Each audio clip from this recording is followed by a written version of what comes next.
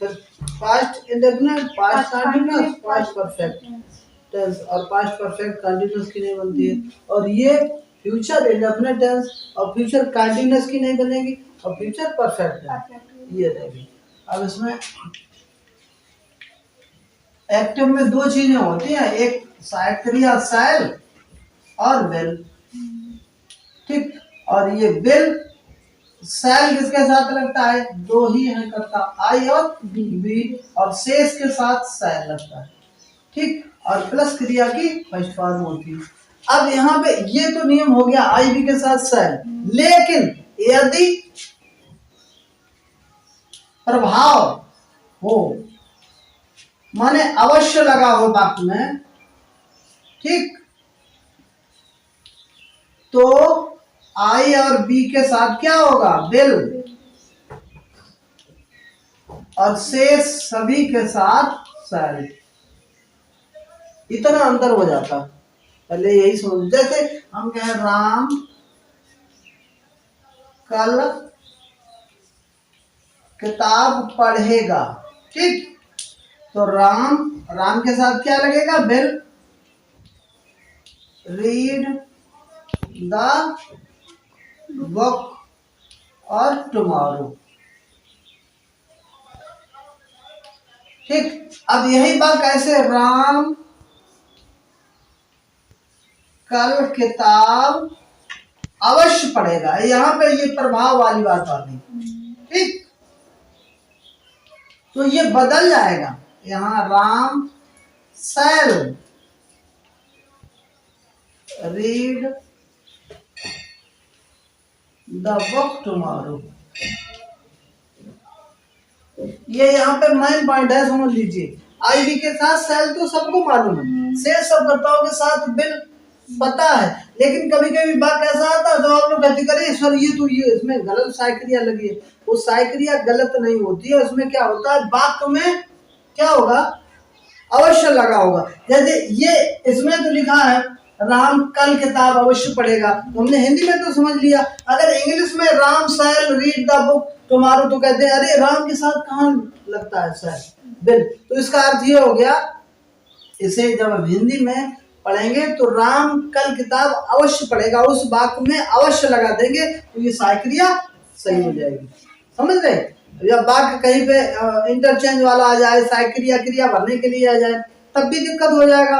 अगर नहीं तो यहाँ पे दोनों सही होती हैं। अगर बाई चांस आई बी के साथ विल लगा हो तो कंफ्यूज मत होइए, वहां पर क्या होगा कि वाक्य में अवश्य लगा होगा। डस्टर यही रखा ना।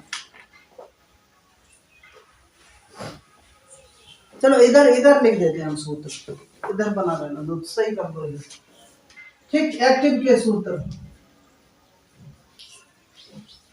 सब्जेक्ट प्लस विल बटे shall plus first form plus object, साथ साथ में लिखते रहिए।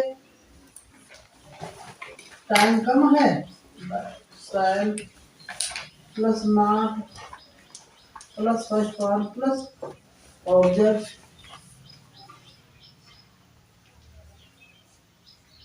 विल बटे शैल प्लस सब्जेक्ट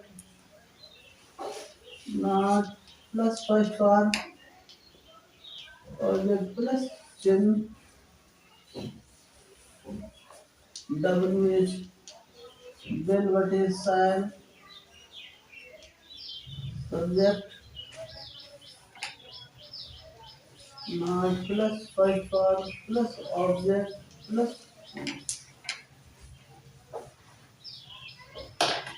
पैसे में क्या होगा? बी जुड़ जाएगा, क्या नया जुड़ेगा? बी।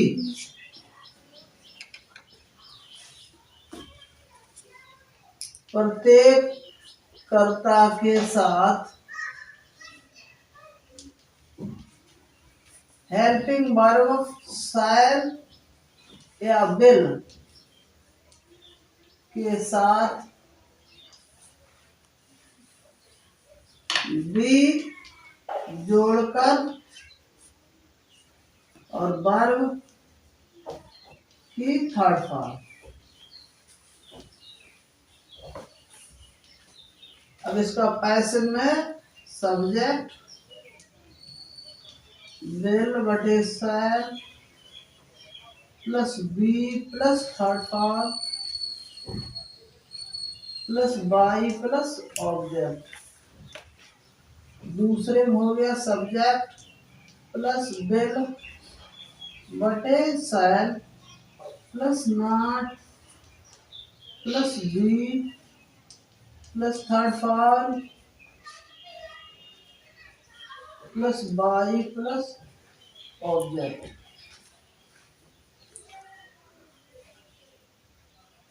विल अब यहाँ पे साइकिलियां दो हो गई, अब ध्यान रखना पहले बटे शैल प्लस सब्जेक्ट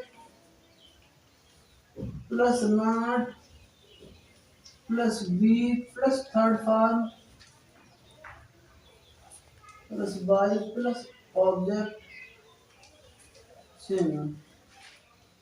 चौथा WH प्लस विल बटे शैल प्लस सब्जेक्ट नॉट